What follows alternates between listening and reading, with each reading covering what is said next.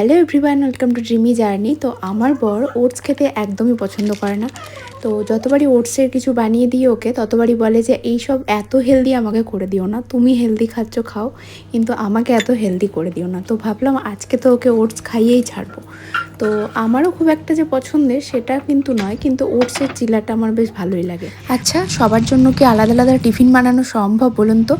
ও যেহেতু খায় না, তাই জন্য আলাদা করে আমার জন্যও বানানো হয় না। তো আজকে ভাবলাম ওকে খাইয়েই ছাড়বো। আচ্ছা, প্রথমে কিন্তু ওটসের চিলা বানানোর জন্য এখানে ওটসের একটা ব্যাটার তৈরি করে নিলাম। ও হাফ ওটস দিলাম আর হাফ বেসন দিলাম, তারপরে নুন মিষ্টি সব কিছু অ্যাড করে এখানে একটা জল দিয়ে পেস্ট তৈরি করে নিলাম, মানে একটু গাঢ় পেস্ট। আর তারপরে ওইদিকে ব্যাটারটাকে হালকা একটুখানি ঘি ব্রাশ করে খুব ভালো করে যে তাওয়াটায় করব সেটাও খুব ভালো করে এখানে গরম করে তারপরে কিন্তু ওটসের চিলাটা এখানে বানিয়ে নিলাম। তারপরে এখানে এগরোল বানাবো, মানে ওটসের চিলা দিয়ে ওটসের এগরোল বানাবো, মানে হেলদি এগরোল।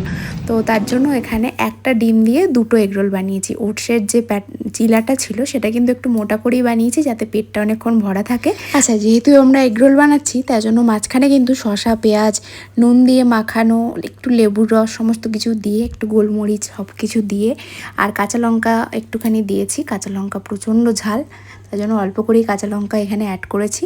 তো চলুন, আমাদের রেডি হয়ে গেছে ওটসের এগরোল।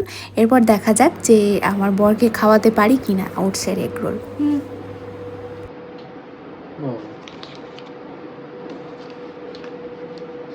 একটা তোমার, একটা একটা তোমার, একটা এটা আমার লস করতে পারে।